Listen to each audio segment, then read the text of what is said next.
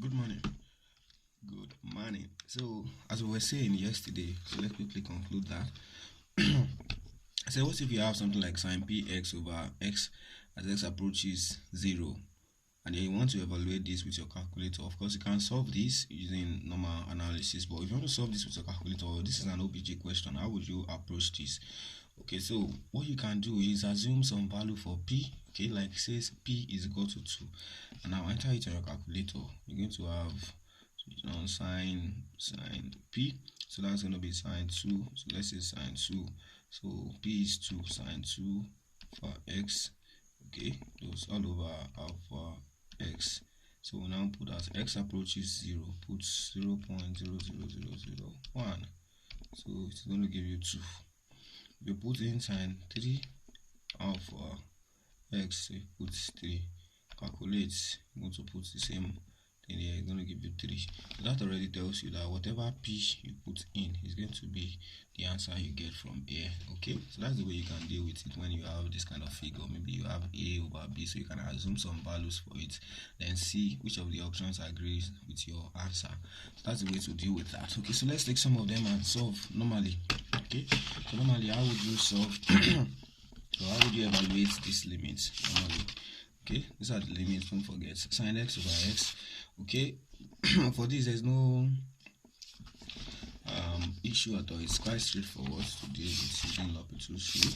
So if you have sine x over x, limit of sine x over x as x approaches 0, by direct substitution you're going to get sine 0 all over 0. Sine 0 is 0, so this is 0 over 0, which is indeterminate. Okay, so we now apply L'Hopital's rule. So for sake of time, I will not be writing out f of x and g of x. So just know that we can differentiate this. So when we differentiate, whatever you have here, limit of sine x over x as x approaches 0 will be equal to, so differentiate this, since this gives us 0, so that's going to be our f of x, this is our g of x, differentiate each of them directly.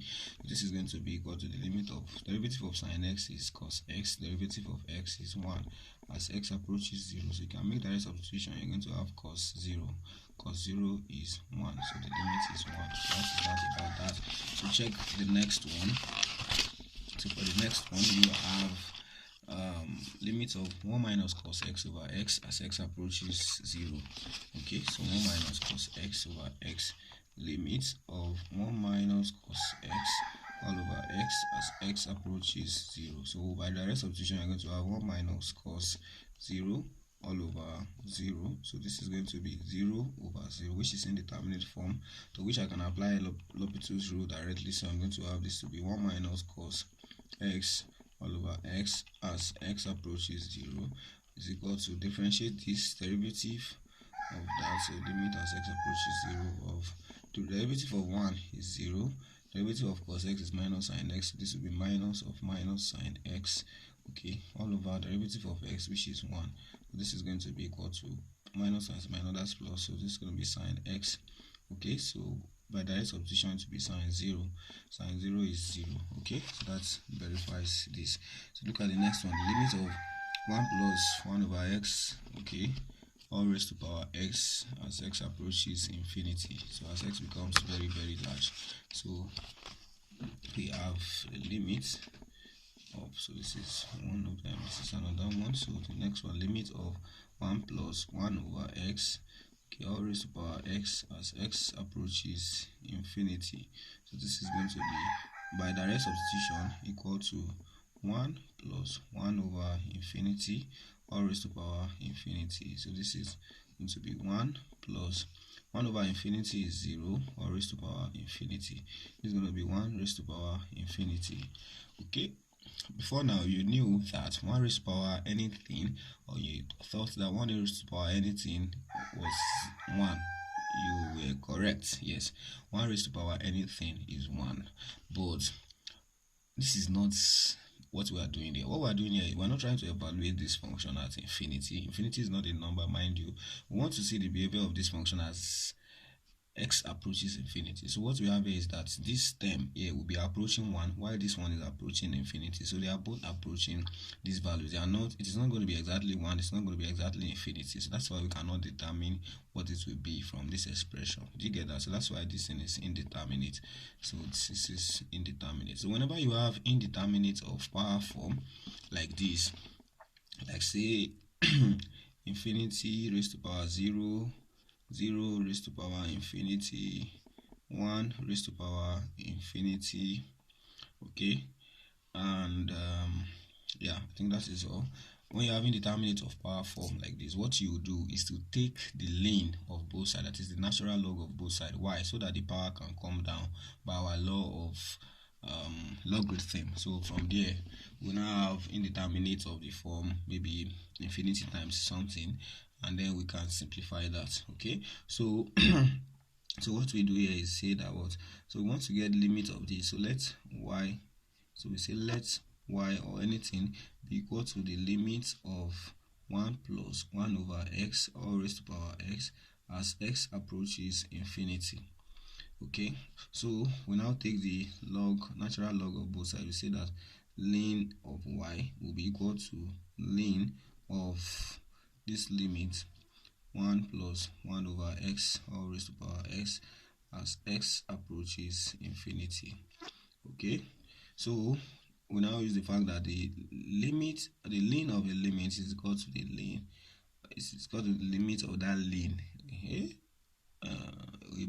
So we say the ln of this limit is equal to the limit of the ln. In other words, we can put the ln outside and put the ln inside and take the limit of everything. So this is going to be equal to the limit as x approaches infinity of ln 1 plus 1 over x all raised to power x. Okay, so this is going to be equal to the limits as x approaches infinity of, so by laws of logarithms, you know ln is simply log something to base e. That's what ln is. Okay, that's what we have as ln.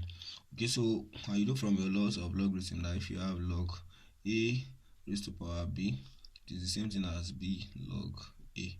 That's what we're going to use here. So we're going to bring down this power. This is the same thing as ln lim of x ln 1 plus 1 over x all raised to power x. So as x approaches infinity. So if you like, you can make direct substitution. If you make direct substitution, sorry, raised to power x, x is down now. So we're going to, if you make direct substitution here, you're going to get this to be x, that is infinity, multiplied by the ln of 1 over 1 plus 1 over infinity. Okay, so this is going to be equal to infinity multiplied by ln of 1 plus 1 over infinity is 0, 1 plus 0 is 1, so ln of 1. So what is ln of 1? So if you punch your calculator, ln 1 is 0, 1 is 0. Okay, so this is infinity multiplied by 0. So this is another indeterminate form, indeterminate of the product form. You remember we've done it earlier. So that means I'm going to write this, rewrite or rearrange this so that I have one of these at the denominator. So what I can now write is that we will say, so let's continue on the next page. We will say that we have y, don't forget y is equal to, based on what we've done now, the limit of ln or x ln 1 plus 1 over x. So we can rearrange this. So I can move x to the denominator, for instance. That means, I know that this thing is all divided by 1, so I can divide numerator by x so that this x will be out. Divide the denominator also by x so that the x will come here. So this will be equal to, so this is ln y, don't forget, ln y is equal to this. So this will be equal to the limit as x approaches infinity, the limit as x approaches infinity of, so in this case this will be ln 1 plus 1 over x all over 1 over x. Okay, So here now, when I make direct substitution, I'm going to have ln of 1 plus 1 over infinity. That's ln of 1 plus 0. That is ln 1, which is 0. Then this is going to be ln of 1 plus 1 over infinity. When I make direct substitution, divided by 1 over infinity. So this is going to be equal to ln 1 all over 1 over infinity is 0. Ln 1 is 0. So what you have here is 0 over 0. So this is another indeterminate form, but it is now in the form 0 over 0, to which we can apply L'Hopital's rule directly. Okay, so I'll now apply L'Hopital's rule. I will differentiate this and differentiate this separately. So let me do that separately to avoid confusing you. So I have in this case f of x is equal to ln of 1 plus 1 over x, and then I have my g of x to be equal to 1 over x. So I'm going to differentiate this f prime of x. So derivative of ln x is 1 over x, so that should be 1 over 1 plus 1 over x.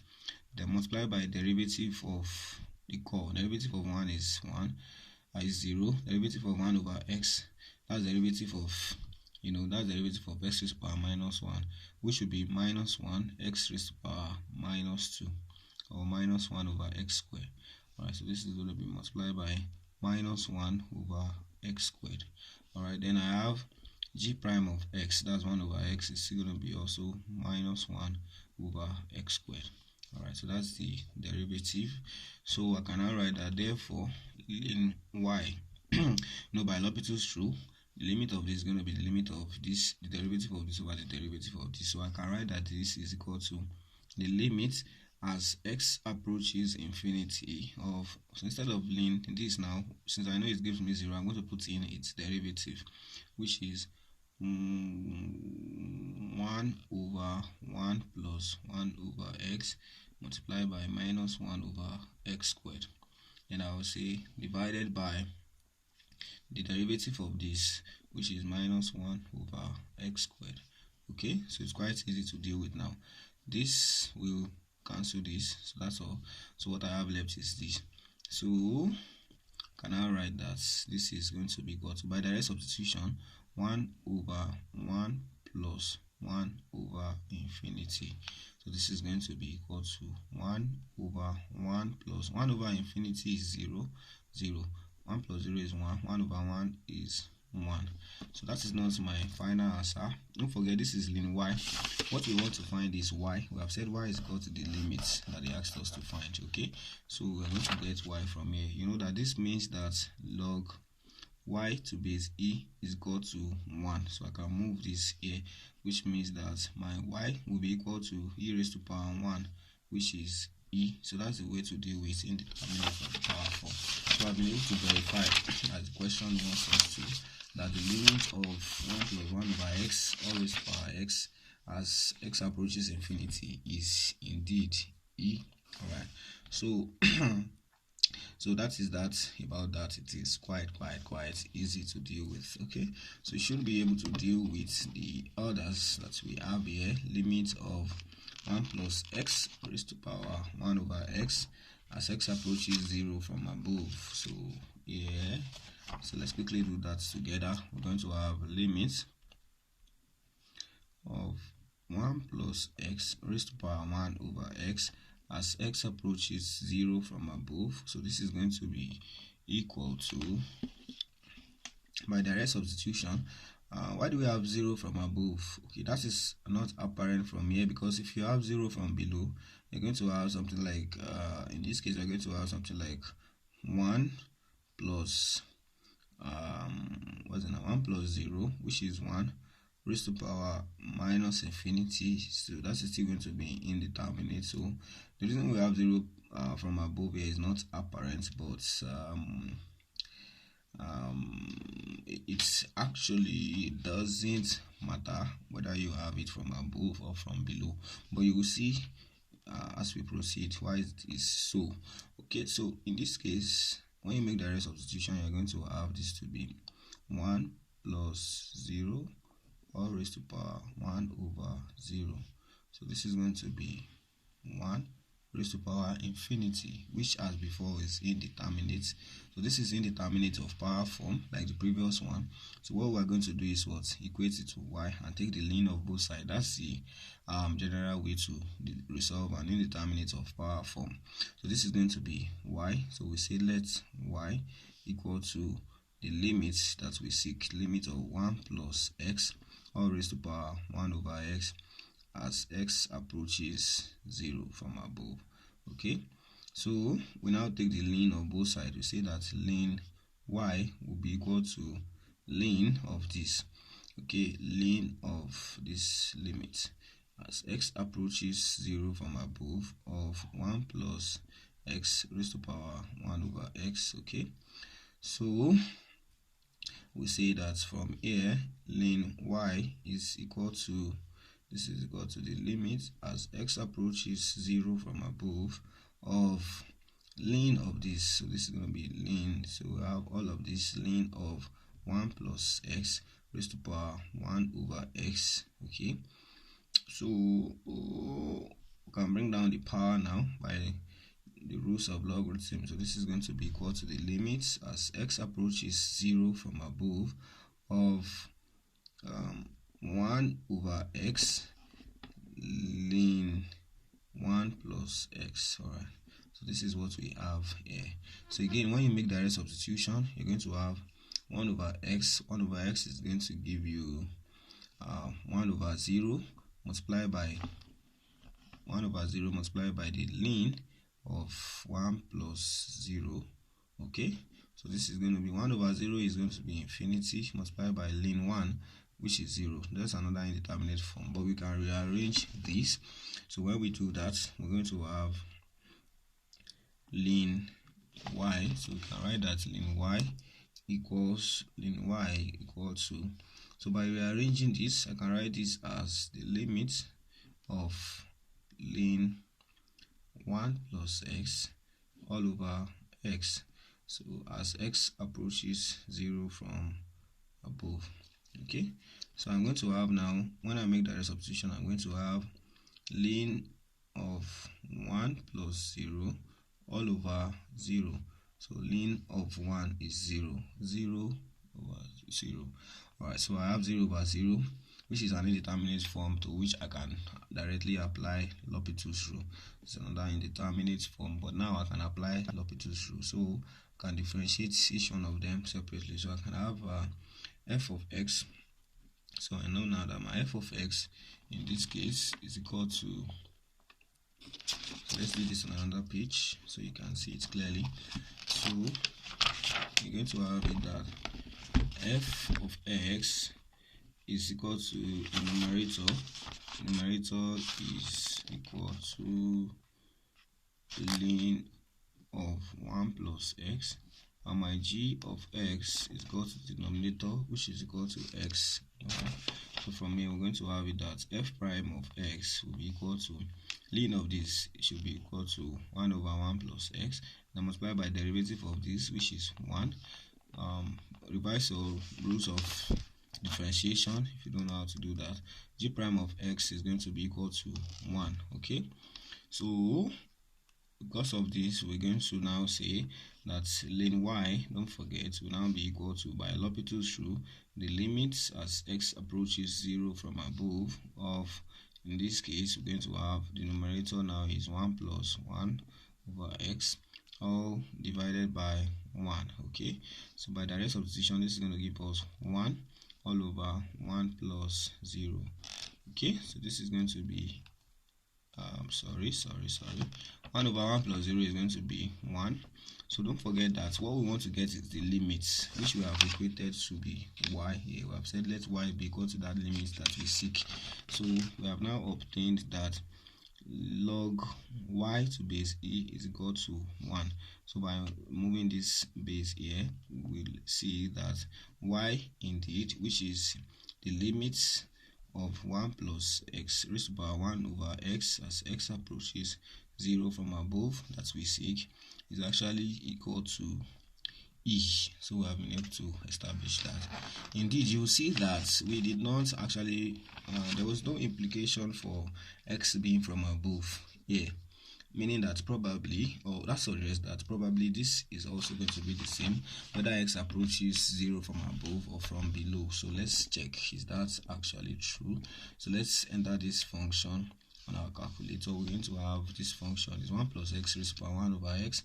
So we're going to have something like 1 plus alpha x, okay, raised to power of 1 over for x. Let's calculate. If it is from below, that's going to be minus of something from below. That's something very close to 0 but not exactly 0 from below. It is still 2.7182, so it is still e. You can see that there was no point here in this problem that we actually put in, or that this being 0 from above actually had any implication. So that already tells you that whether it is actually from above or from below, or it is simply 0, okay, this is still going to give you e. Okay, so the limit of this is e. Alright, so that is that about that. So let's move on to the next problem. So we're going to have the next problem. The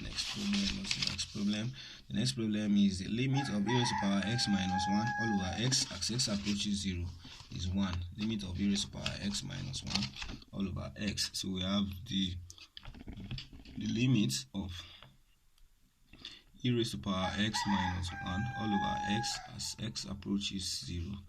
Okay, so by direct substitution here, you're going to have e raised to power 0 minus 1. So we're done with this here. Okay, all over 0. E raised to power 0. When 0 raised to power 0 is 1 except 0, of course. So this is going to be e raised to power 0. Of course, 0 raised to power 0 is indeterminate of power form as well. So you can have 0 raised to power 0. It's one of those indeterminate form, but infinity raised to power infinity is not. Infinity raised to power infinity is infinity. Just as infinity times infinity is infinity. Okay, so e raised to power 0 is 1 minus 1 all over 0. This is simply 0 over 0, which is what? Indeterminate. So we can apply L'Hopital's rule to this directly. So what are we going to get from that? So when you differentiate, so here I can differentiate directly. It's already in the form that I want it to be, and it is not so cumbersome so as to lead to confusion. So this is going to be the limit as x approaches 0 of e raised to power x. Limit of derivative of e raised to power x is e raised to power x. Derivative of minus 1, that is a constant, is 0, divided by derivative of x, which is 1. So limit of this as x approaches 0, that will be e raised to power 0, which is 1. Okay, so that is that about that. So it's going to give us 1. So that is the answer. So I've been able to establish that or verify that as required by the question. So look at the next one. We have the limit of x minus 1 over ln x as x approaches 1. The limit of x minus 1 all over ln x. Limit of x minus 1 all over ln x as x approaches 1. By direct substitution, this will be 1. Okay, x is 1 minus 1 all over ln x. X is 1. So 1 minus 1 is 0. Ln 1 is 0. So this is also in the form 0 over 0 already. So we can apply L'Hopital's rule directly by differentiating this. So I'm going to have this to be equal to the limit. So this is going to be equal to the limit as x approaches 1 of derivative of x is 1, derivative of derivative of minus 1. Minus 1 is a constant, that is 0, divided by derivative of ln x is 1 over x. Okay, so this is going to be equal to, by direct substitution, 1 all over 1 over 1. So this is going to be 1 over 1, which is 1. Okay, so that's how to get the limits of that. Okay, so that means we're good to go. So that is all. So please know the solutions to all of these and how to get them. Please know the solutions to all of these things and how to get them. I would rather you practiced these questions we have just practiced now. These questions we have just solved together over and over again. Okay, than you going to get more problems and solve. Please before you get more problems and solve, ensure you have mastered all of these ones that we have solved together. Now you can solve them from start to finish on your own. When you are done with that and you have extra time left, then you can pick up the past questions booklet. You should have the past questions booklet.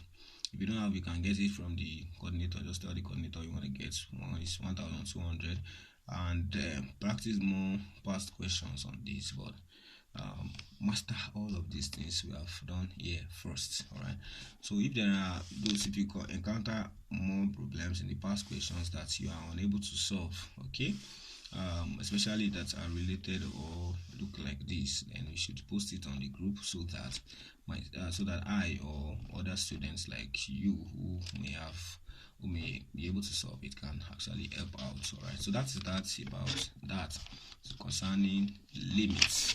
So we'll now move to the next topic. The topic we're supposed to do today: continuity and differentiability. Continuity and differentiability. So again, we approach this by looking at questions. Okay, so approach this by taking questions, available questions on it. Okay, so we will take all available questions on this. All right, so look at this. Number one that I said we'll come back to. Continuity of f of x at the point. So they said let f of x be a real valued function of x. Define the following terms. The continuity of, so we have defined the limit of f of x in the previous class. Continuity of f of x at a point. That is, when is f of x said to be continuous at a point? When is f of x said to be continuous at a point?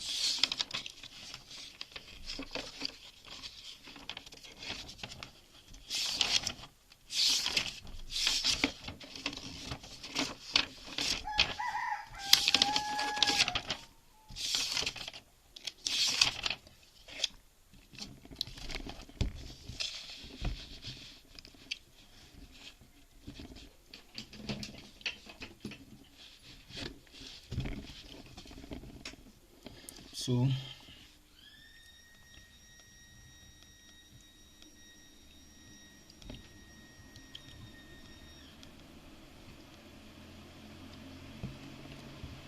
now consider this function. Consider the function f of x. So let's say you have some function f of x. When is it said to be continuous at a point?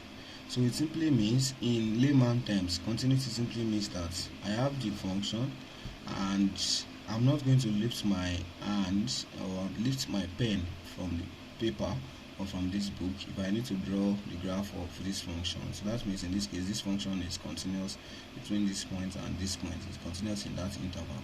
So it is continuous at this point if, while drawing the graph of this function, I'm coming from anywhere, I don't have to lift my pen when I get to that point. So then it is continuous at that point. So this is a case where the function is continuous at this point. So let's say it is continuous at the point x equal to a. So it may happen that the function is not continuous at that point. For instance, you may have something like this where the function has some definition. Maybe it is defined this way up to this point, then on getting to this point there's a break, and then the function continues from here. Okay, it continues from here and goes this way. So in this case it is not continuous. That means when I get to this point, I will have to lift my hand from the, I lift my pen from the paper and come and continue here. Okay, so it may also happen that the discontinuity is like this. So it may happen that you have something like this. The function is defined for all points all around, then on getting to this point it is not defined at this point, so its value does not exist at this point, then it still continues like this. So what has happened again, on getting to this point I had to lift my hand off the paper. Okay, lift my pen off the paper, which means this function is not continuous at this point. Okay, so when is a function said to be continuous at a point? So the function f of x is said to be continuous at the point x equal to a if the following conditions hold. Number one condition is that the limit of f of x, the number one condition is that the limit of f of x as x approaches a must exist. Okay, so the limit of f of x as x approaches a exists.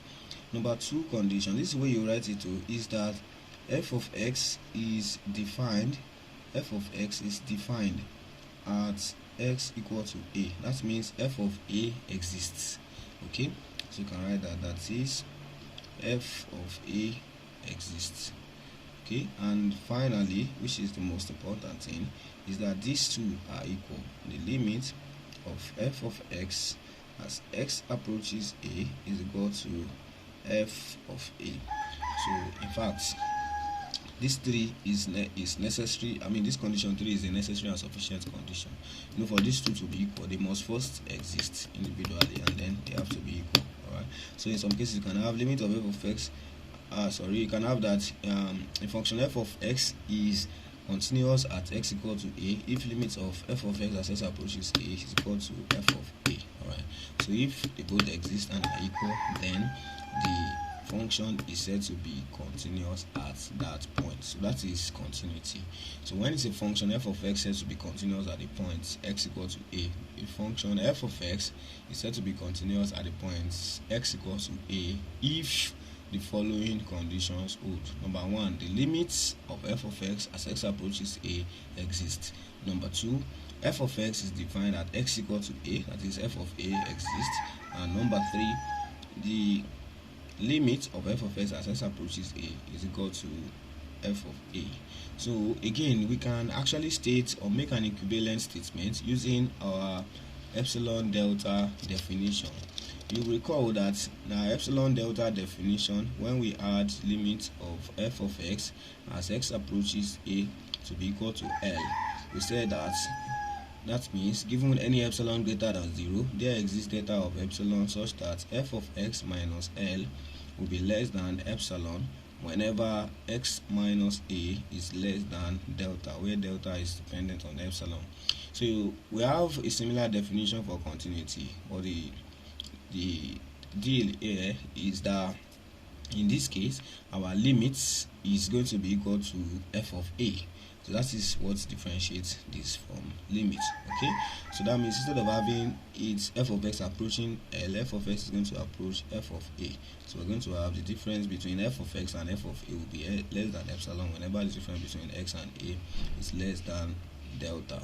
So there will be some f of a, okay, which is a real number for us to have this situation. So this is epsilon delta definition of continuity. So I'll say that the function f of x, or a function f of x, is said to be continuous at the point x equal to a if given, or if for every epsilon greater than 0 there exists delta of epsilon such that f of x minus f of a is less than epsilon whenever x minus a is less than delta. Alright, so in this case also, you don't have to add this if you ever thought of it. So you don't ever have to add this, because in this case s can be equal to a, because you can have x to be a at that point. In fact, that is one of the major difference between the epsilon delta statements for limit and the epsilon delta statements for continuity.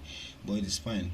For this course, you can always use this same expression for both limit and continuity, and you're fine. Okay, that's the way the lecturer has put it for you.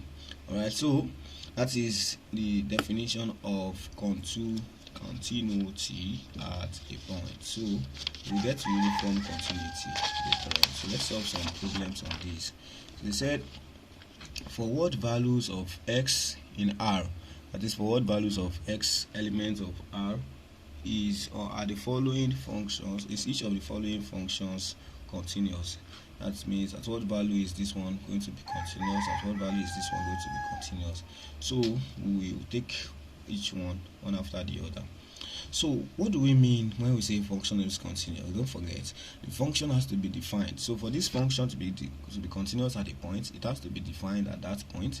It has to have a limit at that point, and the limit should be equal to its definition at the point. Okay, so primarily, to have a function f of x to be continuous at x equal to a, primarily what we will check especially when given functions like this. Primarily, when you are given a non-piecewise function. You know what I mean by non-piecewise function? You know what a piecewise function is? A piecewise function is when you have different definitions at different intervals, like this one and the one we solved in the last class. Okay, this is another piecewise function. This is another piecewise function. This is a piecewise function.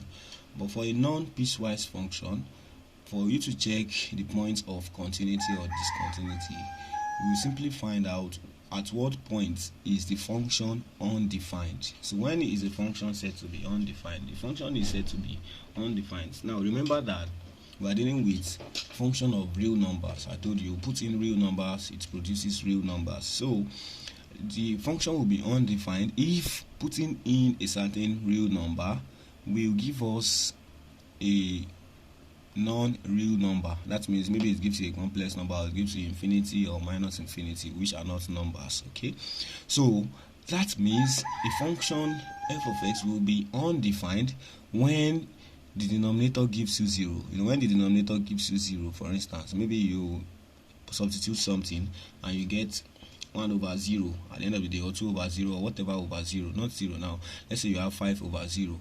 That's going to be infinity. Infinity is not a number, so we cannot say the function is defined at that point. In fact, the function is not defined at that point. Okay, if you have 0 numerator and denominator, yes, the function is also not defined at that point. 0 numerator and denominator means that there's a jump at that point. Okay, when you have 0 denominator and non-zero numerator, it means you have infinity. Infinity implies that there is an asymptote at that point. What do I mean by all of these things? So let's quickly see for an illustration. So look at this. Look at this function. For instance, this function f of x equal to 1 over x. Consider the function f of x equal to 1 over x. So if you examine the graph of this function, you know what? This is x-axis, this is y-axis. So when x is 0, what's going to happen? This is going to be infinity. You won't be able to represent it on this line. In fact, the thing is that when you are coming from negative number, let's say this is minus 3, this is going to be minus 1 over 3. When you get to minus 2, it's going to be minus 1. When you get to minus 0.5, it's going to be 1 over minus 0.5, which is 2. You get to minus 0.005, it will be 1 over something like that, will be 10,000. It becomes larger and larger. It becomes larger and larger and larger negative numbers as you approach this side. So you're going to have a behavior like this. So this thing keeps increasing and increasing, and it will never meet this. Okay, like what people call a labor. So it will continue like that. The same thing happens when you are coming from this side. So you can check the values of this. You're going to get bigger and bigger and bigger as this thing approaches 0, but there will never be a limit. So how can you see that here? When you substitute 0 here, if you are going from a negative value, if you substitute a value that is very close to 0, you are going to have 1 over a very large number, so you're going to have negative infinity. If you are coming from a number slightly above 0, you're going to have positive infinity. So it is obvious now that in this case, you cannot say that this function approaches a particular number as x approaches 0. In fact, it can approach plus infinity here and minus infinity here. So basically, the limit of this one as x approaches 0 does not exist. That is what will always happen whenever you have a 0 denominator and a non-zero numerator. You have an asymptote. Asymptote means that it is going to be approaching this axis, okay, forever, a vertical asymptote. So it's never going to meet the axis. Alright, so that's what happens whenever you have a 0 denominator and a non-zero numerator. So in this case, this function obviously is undefined at x equal to 0, because at x equal to 0 I can't say that this is the particular number that it is. It is coming this way, it is coming this way, it's never meeting anything on this axis. Alright, so when you have a 0 denominator, there's going to be an issue. So whenever it results in a 0 denominator, you know that the function is going to be undefined. Okay, it doesn't matter if the numerator is 0 or the denominator is 0. The only issue is that the only difference is that when the numerator is 0 and the denominator is 0, it simply means that the function is going to have a jump at that point. So let me give you an instance. Look at the function sine x. Let's look at the functions y or f of x equal to sine x over x.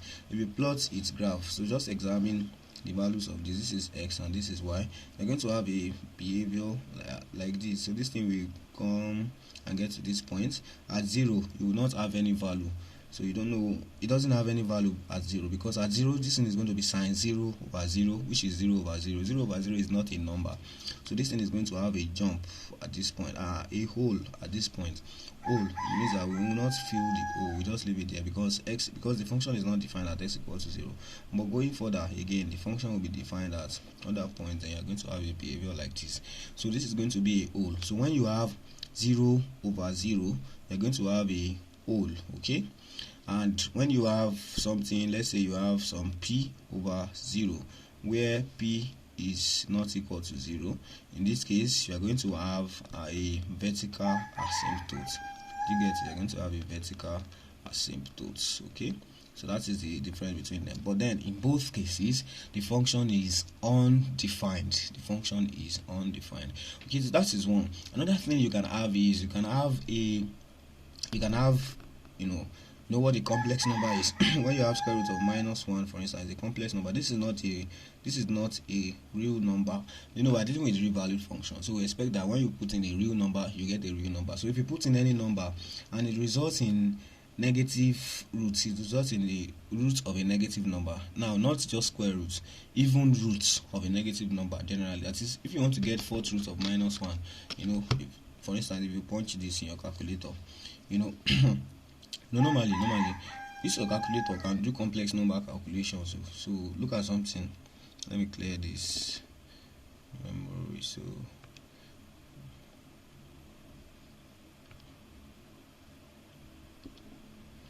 So this calculator can do complex number calculation when it is in complex mode, okay, like 2. If you put in maybe square root of -1, square root of -1, for instance, it won't give you error, it will give you I. Square root of -1 is I. But normally if you put in real form, okay, you have this option 1. If you put in square root of -1, it's going to give you error. Square root of -1 is not a real number, it's a complex number. The same thing happens to fourth roots, for instance. Let's say fourth root of -1, it's going to give you error. If you put in sixth root, so if you put in cube root, you know it's not going to give you error. It's going to be -1. -1 times 1, -1 times -1 is -1, okay? So it's only when you have an even root of a negative number. So if it results in even root, okay, even root of a negative number, whether that even root of a negative number is in the numerator or in the denominator does not matter. Whenever it results in even roots of a negative number, it is going to be undefined, because there will be a complex component, and here we are dealing with real valued functions. We want to get a real result, okay? So to be what? Undefined. So a function will be undefined if its denominator gives you 0, okay, irrespective of whatever the numerator is. When the numerator is 0, you know it is going to be the kind of the reason why the function does not exist at that point will be because it has a hole at that point. If it gives you p where p is not 0 over 0, the reason the function is undefined at that point is because it's going to have a vertical asymptote at that point, okay? So when it results in even root of a negative number, that means you're going to have a complex component, which makes it not a real result, which means it is undefined at that point as far as we are dealing with real valued functions, okay? So when I have a non-piecewise function and I want to get its point of discontinuity, the only thing that I will worry about are the points where the function is undefined. The points where the function is undefined is the only thing that I will worry about. So the only thing I will worry about, I repeat, are the points where the function is undefined, okay? So this is a non-piecewise function. This is a non-piecewise function. This is a piecewise function. So in the case of a piecewise function, there's a different situation. When I have a piecewise function, the things I will bother myself about will not just be the points where it is undefined. I will bother myself about continuity at the interval or at the boundary of definition. In this case, the boundary of definition is when x equal to 3. So you can see. So I will just establish whether or not it is continuous at x equal to 3, and that will be fine for me. Now, in this case, now this is also a piecewise function, although it is not obvious. But you know, modulus of x is defined differently at different intervals. Modulus of x is defined differently at different intervals. This is not a piecewise function, so there's nothing to worry about here. Okay, so I will just find out at what point will this be undefined. Okay, this is a piecewise function. As you will get to see, greatest integer function is a piecewise component. So we will break this down into its piecewise component and examine at what point it is not going to be continuous. All right, so let's do them one after the other. So the first one, look at this now. So what are the possibilities of this being discontinuous or undefined? This can only be discontinuous when the denominator gives us 0. So we examine under what condition or for what number will the denominator be 0. Don't forget, if I have a square root component or fourth root or sixth root, any even root component, I will not consider only when the denominator can possibly be 0. I will also consider when the component inside the square root can possibly be negative, that is less than 0. Okay, and when that happens, I know that the function is going to be undefined, right? Discontinuous at that point. Why are we doing just undefined? Because I know that a function is continuous when it is defined. The function is continuous at a point when it is defined at that point, and it also has a limit at that point. Okay, all right, now so let's quickly examine this and see what it gives us.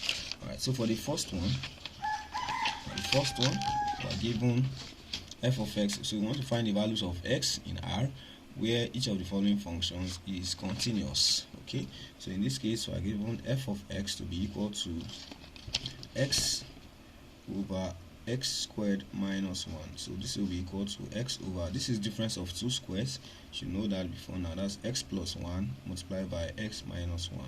So when the denominator is 0, this function is going to be undefined. Okay, irrespective of whatever this is. Okay, if this is 0, it's going to be undefined because there's a hole. If this is not 0, it's going to be undefined because there is an asymptote at that point. Okay, so when that happens, that means this will be undefined. So we know that f of x is undefined. So if it is undefined, it is discontinuous. We know that f of s is discontinuous. That means it is not continuous at that point. So a point where a function is not continuous is called the point of discontinuity. So it's discontinuous when this is equal to 0. That's when x squared minus 1 will be equal to 0. So when that happens, that means when this will happen when x plus 1 into x minus 1 is equal to 0. That means when x is equal to minus 1 or when x is equal to 1. So the function will be undefined. It will be defined at every other point. Why don't we worry about the limit also? Because we cannot just conclude that the function is continuous because it is defined at that point. The reason we do not worry about limits as far as non-piecewise functions are concerned is because the definition of the function at that point will naturally or by default be the limit of the function at that point, since it is now established that it is not going to give us an indeterminate form. Okay, so that's why we do that directly. Okay, so there is no other thing to check when you are dealing with a non-piecewise function. Why do we have to check for a piecewise function? Because the definition to the right may be different from the definition to the left of that boundary, so we have to check at that boundary. In this case, there is no such boundary, so definition is uniform all through. So we just find out the point of discontinuity as the point where the function is undefined. Okay, so to proceed here, we know that the function is going to be discontinuous at x equal to minus 1 and x equal to 1. So what is the question? The question says, for what values of x in R is each of the following functions continuous? That means we're interested in the point where the function f of x is continuous. We know the function f of x is discontinuous only at these 2 points. So we now write that what f of x is continuous. We can write that f of x is continuous, okay, for all x in R, provided that x is not equal to minus 1 or 1. So that is the way you can write that, or any other equivalent statement. It can also be written as f of x is continuous, or the sets or the range or domain of this, the domain of this function is going to be R minus the set containing elements minus 1 and 1. That means all real numbers except minus 1 and 1. So you can write it that way. Alright. So it's continuous for all real numbers except minus 1 and 1. So that is the first part. So look at question B. So for question B, we have 1 plus cos x over 3 plus sin x. So we know that cos x is some function, is a transcendental function. It is defined for all real x. Sin x is also defined for all real x. So the only possibility of this being undefined, this is not a piecewise function. So the only possibility of this not being or being undefined is when the denominator gives us 0. So we equate the denominator to 0. So for the B part, we have f of x to be equal to f of x is equal to 1 plus cos x over, this is 1 plus cos x over 3 plus sin x, 3 plus sin x. So this will be undefined. So say f of x is going to be what? Undefined or discontinuous. F of x is discontinuous when the denominator, which is 3 plus sin x, is equal to 0. That means this will happen if sin x is equal to minus 3. Can sin x ever be minus 3? No. If you put in any real number, there's no how you get minus 3 from sin x. You will recall that the value of sin x will lie between minus 1 and 1. So it is not possible that sin x will ever be equal to minus 3 for a real x. So that means in this case there is no real x for which this function is undefined. So that means we say that what f of x is continuous, okay, for all x elements of R. So for all x in R, so f of x is continuous at every point. That means if you put in any real number here, as if you set x to be equal to any real number, you're going to get a real number as your result. You never get anything like 0 over 0 or something over 0 or an indeterminate, any other indeterminate form. Okay, so this is that. So that is that about that. Alright, so we pick the next question. F of x equals to 10 plus x raised to the power minus 1 over 4. So in this case we have f of x to be equal to 10 plus x raised to the power minus 1 over 4. So in this case it is not quite obvious, but because you can simplify this by roots of indices. This means you have 1 over 10 plus x raised to the power 1 over 4. So what is 1 over 4 here? So when you have something raised to the power 1 over something, it simply means you are taking the something root of that expression. So what I have is 1 over the 4th root of 10 plus x. I hope you understand that. Okay, using your rules of indices. Okay, so in this case we have an even root. So there are two things we are going to check. Number one, okay, it is possible that the denominator becomes 0. If the denominator becomes 0, this thing will be undefined because we are going to have 1 over 0, which is infinity. So that can happen if 10 plus x is equal to 0. So if 10 plus x is equal to 0, this thing will be undefined because we are not going to get a real result from it. Okay, another thing is, because we have an even root here, if it happens that this thing is a negative number, again this function will still be undefined because you cannot get the even root of a negative number. Okay, so that means f of x will be undefined. Okay, f of x is undefined, which means it will be discontinuous, undefined, when number one, this is equal to 0, because then the denominator will be 0 and you will not be able to get a real result from this, and when this thing here is less than 0, because when this thing is less than 0, you're going to have the even root of a negative number, which is a complex number. That means this function will be undefined when 10 plus x is less than or equal to 0. That means this function will be undefined when x is less than or equal to minus 10. So the function has to be above, x has to be greater than minus 10. So that means for any number that is less than or equal to minus 10, you're going to have this thing to either be 0 or a negative number, which in either case the function will be undefined. So what we do is to say that the function f of x will be discontinuous at this point, which means it will be continuous at every other point outside this. So we can write that f of x is continuous. Please pay attention to the question. It may happen that the question asks you when is it going to be discontinuous. If you ask when is it going to be discontinuous, it is when x is less than or equal to minus 10. If you ask when is it going to be continuous, that means when x is greater than minus 10. So always pay attention to that. Okay, so in this case now they want us to find when it will be continuous. When will it be discontinuous? It will never be discontinuous. Here it will be discontinuous at minus 1 and 1. It will be continuous at every other number. So know the difference, please.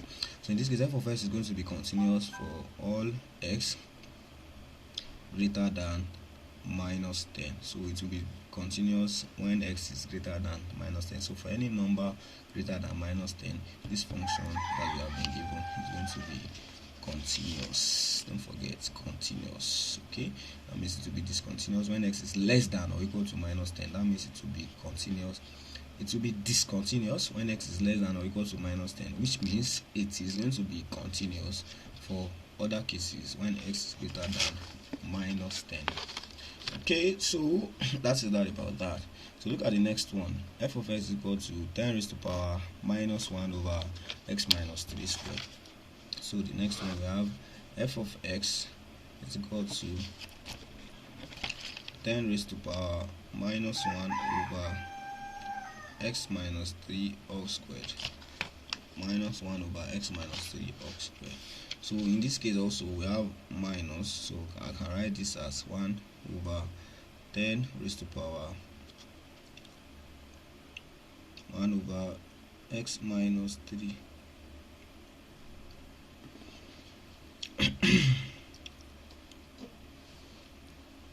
so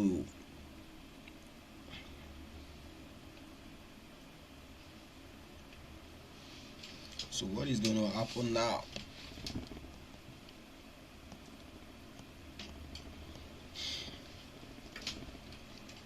So number one thing here, so this is quite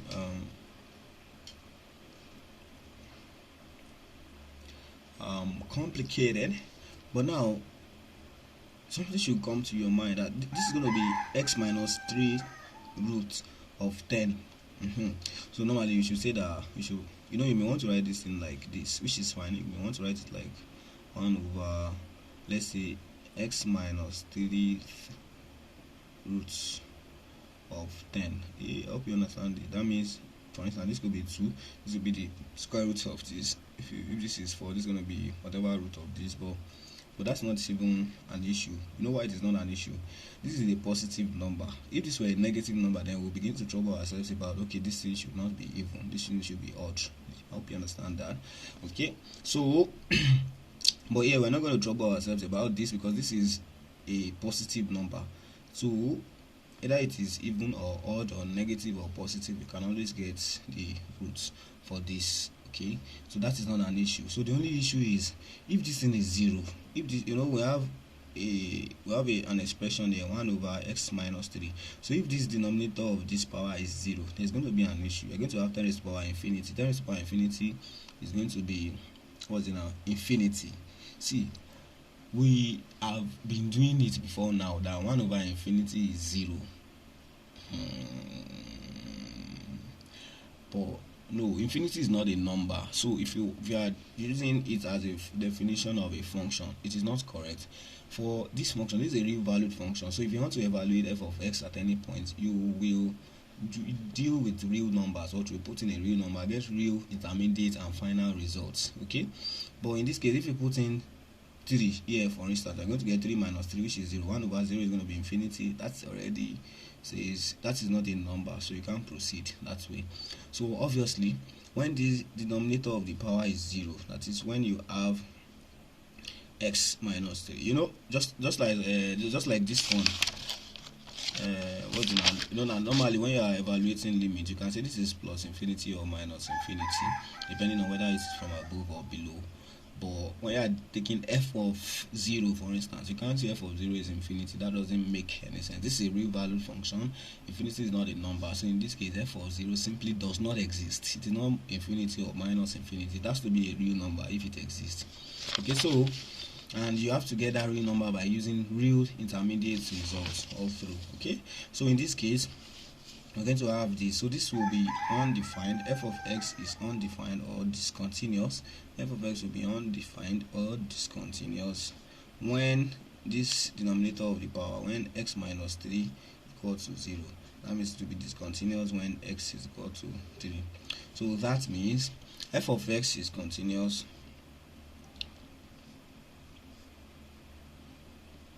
That means f of x is continuous for all x not equal to 3. So insofar x is not equal to 3, then f of x is continuous. Otherwise, f of x is discontinuous. That means when x is equal to 3, this function will be undefined. When x is not equal to 3, you can easily get the definition of this function. Alright, so that means we are good to go. Alright, so that is that about that. So let's consider the next one. So in this next problem now, we have the same function here, but now this function has been redefined. Okay, so this is what we call a removable discontinuity. So the discontinuity here has been removed. Don't worry, we will talk about that. I think before we end this class we can talk about removable discontinuity. So in this case, we know that this function is discontinuous at x equal to 3, like we just established right now.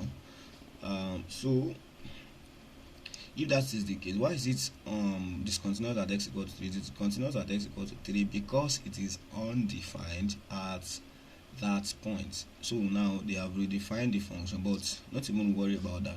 So we have a new function now. The function is this when x is not equal to 3, and it is 0 when x equal to 3. That means this function, the difference between this one and this one is that this one is undefined at x equal to 3, as we have seen it, but now this has been made to exist, or it has been defined for x equal to 3 as 0.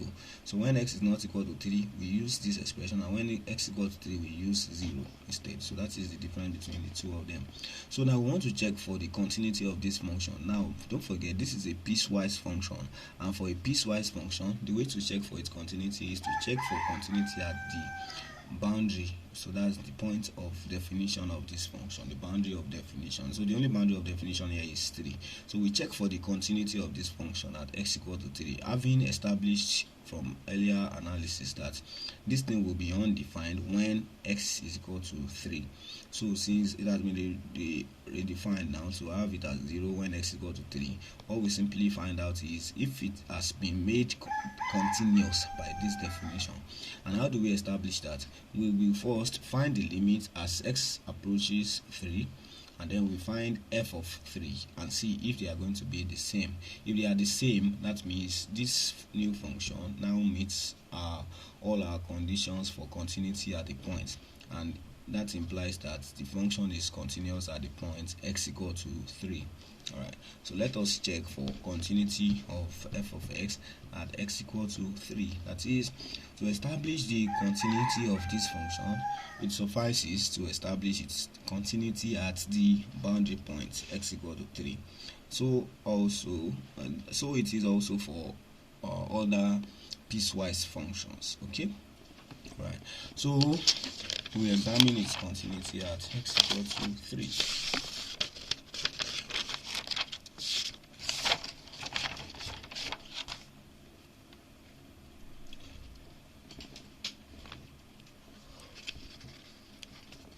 So given in this case that f of x is equal to 10 raised to the power minus 1 over x minus 3 squared when x is not equal to 3, and it is 0 when x is equal to 3. So what do we find first? We evaluate the limit, or find f of a, f of 3. So number one condition, we check what is f of 3. F of 3, that's the definition of the function when x is equal to 3, that is 0. Number 2, we check the limit. I've told you when you want to get the limit of a piecewise function, you should check from above and from below. So find out limit of f of x as x approaches 3 from above. That means from values of x that are greater than 3. So if it's greater than 3, it's definitely not equal to 3. So we're going to use this definition for that. Okay, so this is going to be the limit of 10 raised to the power minus 1, okay, all over x minus 3 all squared as x approaches 3. So when you put in 3, you're going to have 10 raised to the power minus 1, okay, minus 1, this is minus 1 over divided by 3, 10 raised to the power minus 1 all over 3 minus 3 all squared.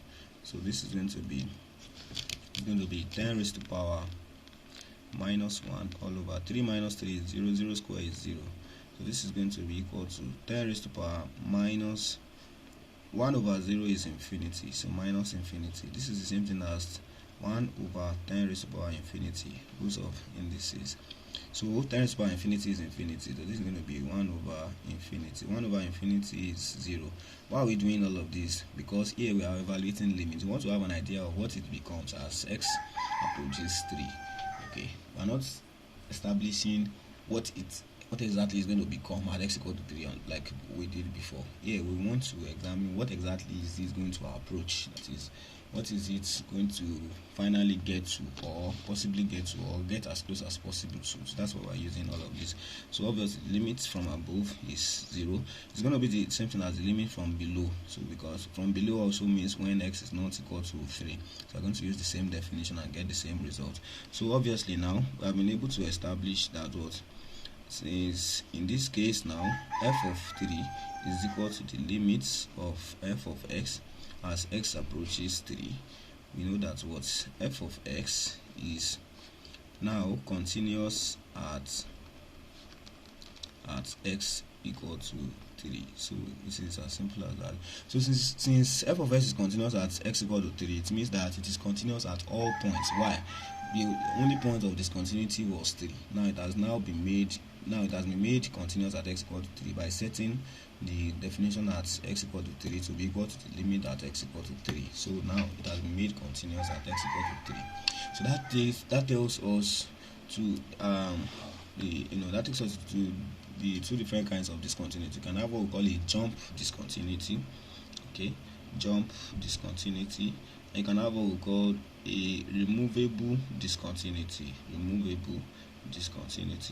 Removable discontinuity is when the function, you know that discontinuity now is in two cases. It may happen that the function is undefined at the point. It may happen that the limit of the function does not exist at that point. It may happen that the limit exists and is not equal to the definition of the function at the point. So when do we have this removable discontinuity? Removable discontinuity is when the limit exists.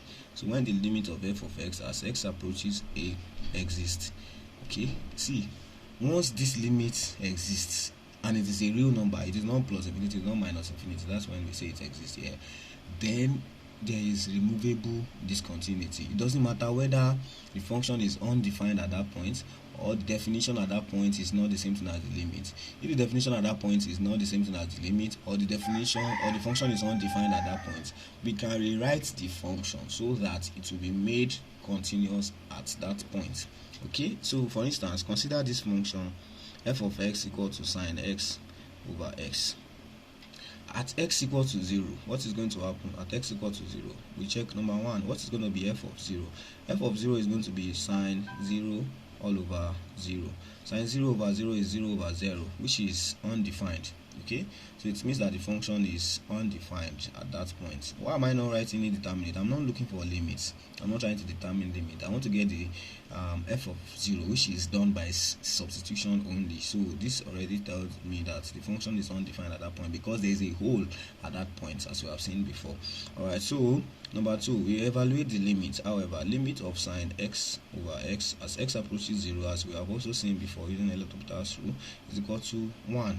So in this case, the limit exists even though the function is undefined at that point, then we say this kind of discontinuity is a removable discontinuity. And if you examine the graph of this function as we did earlier, this is a function that behaves like this, such that there is a hole at this point and it goes this way.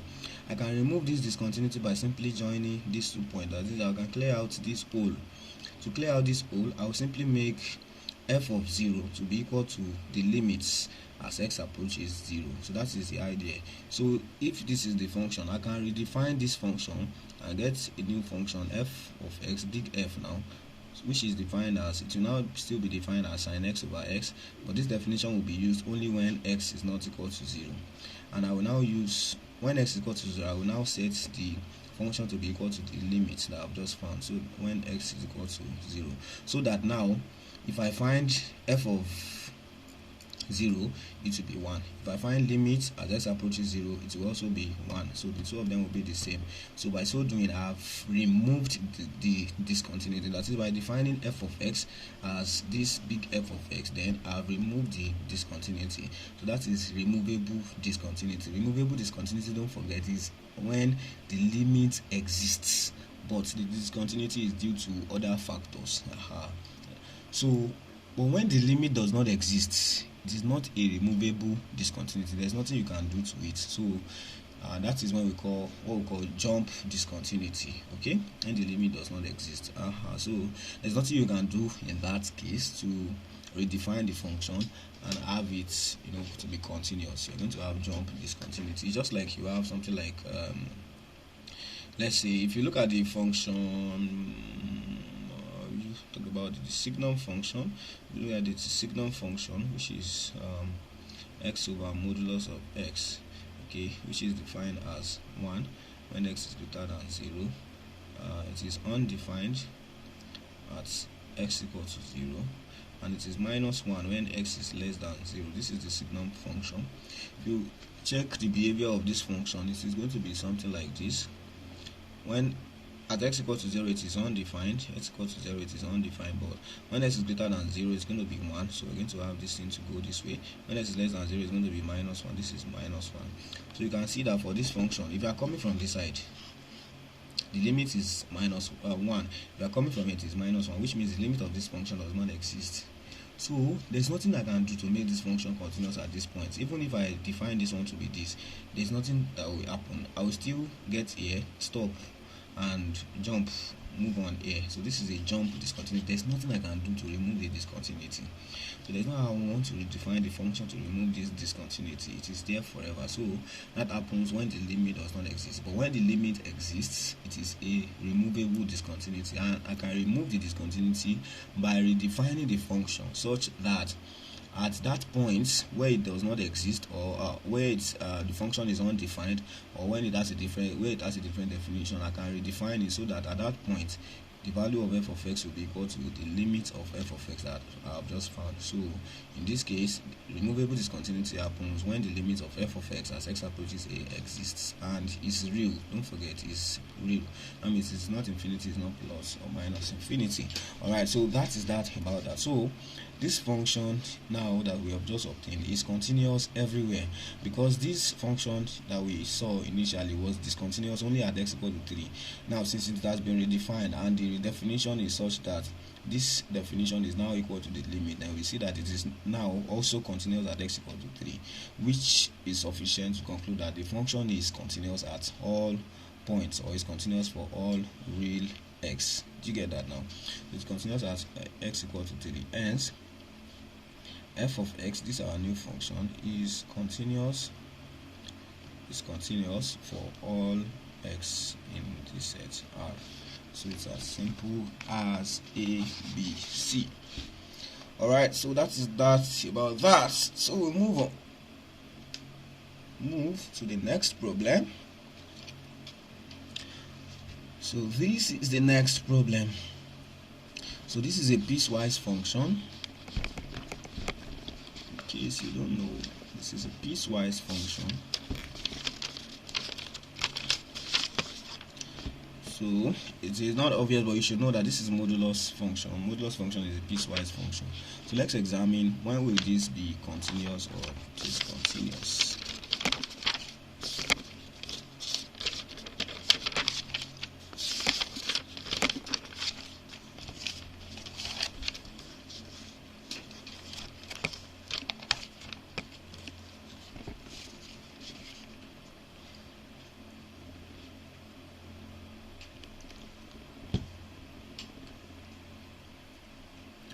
So we have in this case f of x to be equal to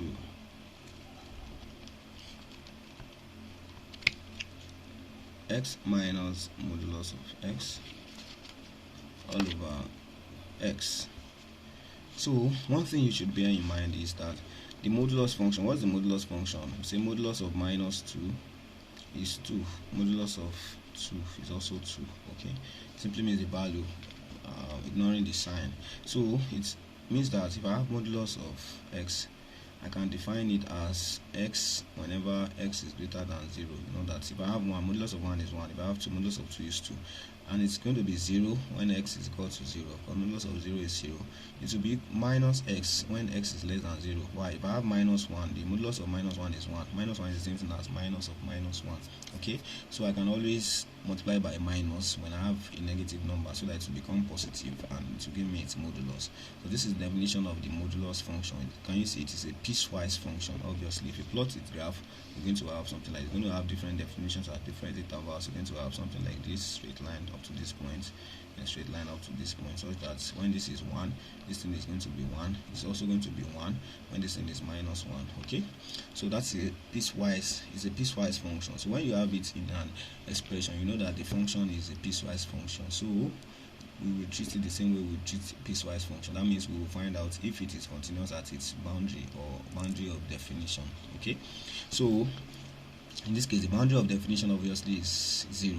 Okay, so we now say if this is the case, then f of x, which is equal to x minus modulus of x all over x, will be equal to, depending on the values of x, if x is greater than 0, what will happen now? We're going to have this to be x minus modulus of x will be x if x is greater than 0 all over x.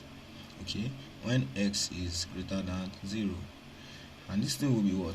This will be 0 when x is 0. This will be 0 minus 0 over 0, which is going to be undefined. Okay, when x is equal to 0, and then when x is equal to x, when x is less than 0, I'm going to have this going to be x minus modulus of x will be minus x, so I'm going to have x minus minus x all over x. Okay, when x is less than 0, so this is going to be equal to, so what's x minus x is 0, 0 over x is 0, so this is going to be 0 when x is greater than 0. It will be undefined when x is equal to 0, and it will be x minus minus x, that's x plus x, that's 2x over x, that is 2 when x is less than 0. So obviously now this is the piecewise function that we have. So there is no need to worry much about this. There's nothing else to do, because what are we really looking for? We're looking for the point where the function is continuous. Obviously we have seen that the only thing we should examine here, because this is a piecewise function, is the point of the boundary point or the boundary of definition. The boundary of definition here is just 0, so we should examine the continuity of this function at x equal to 0 normally, but we already have a direct answer here, because this already says that this function is undefined at x equal to 0. So that's the only thing we have to worry about. It is defined at every other point. It's going to be continuous at those other points. Okay, so obviously f of x is undefined at x equal to 0, so that means it is discontinuous at x equal to 0, at x equal to 0. So there's no other thing to check.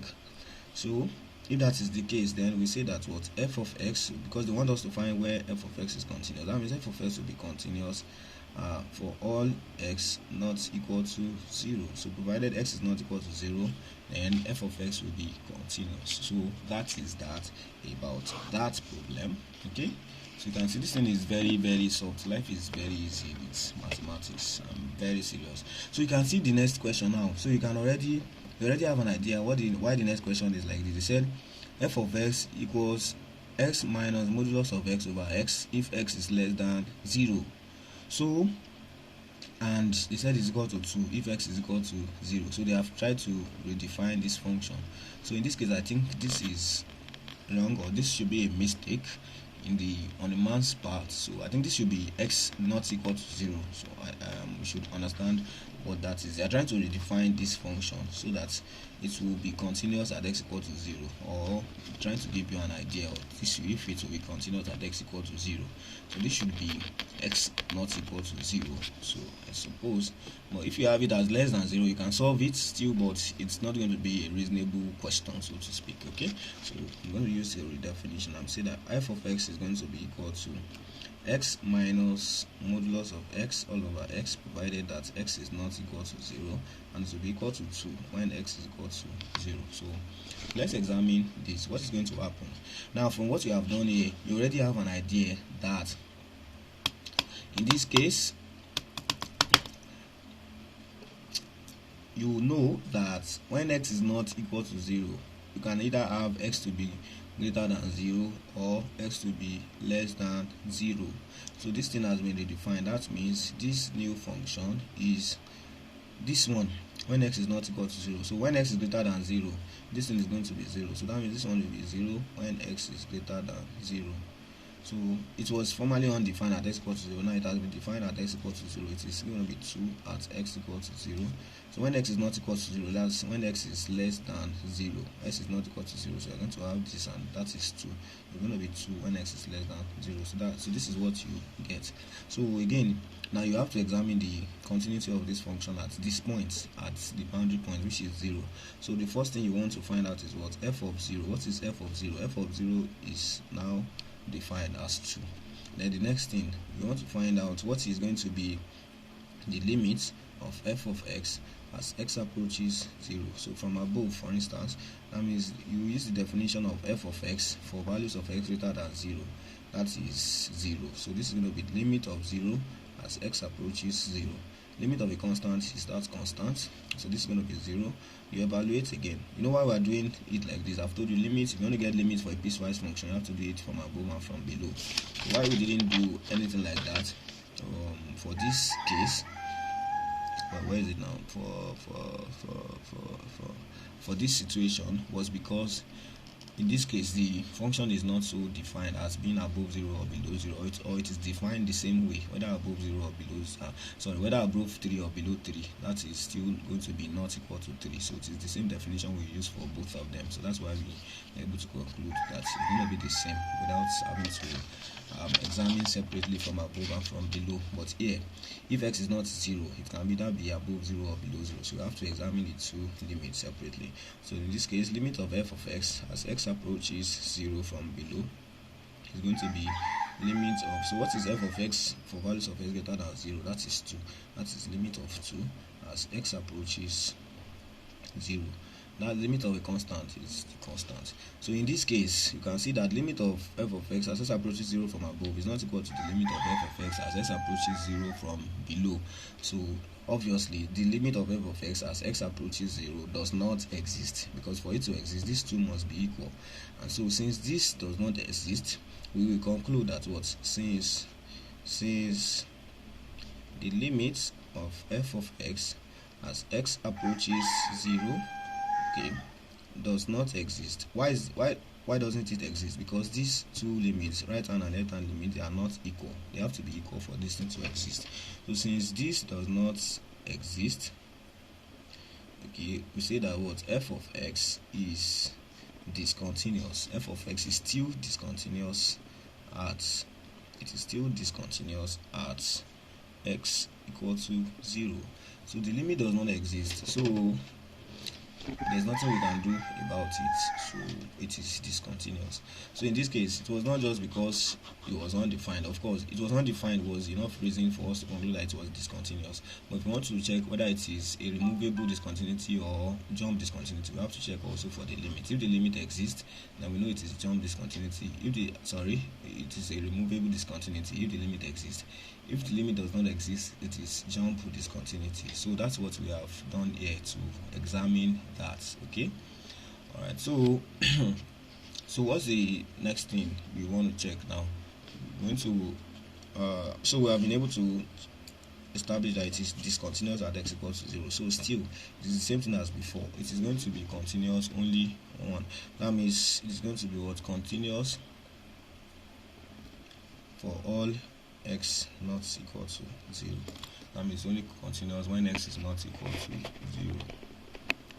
So that is that about that. That is that about that. Alright, so we can move, and so f of x is equal to x cosec x. So let's examine when will it be continuous. F of x is equal to x cosec x. So you should remember from trigonometry, from our knowledge of trigonometry, that when you have cosec x,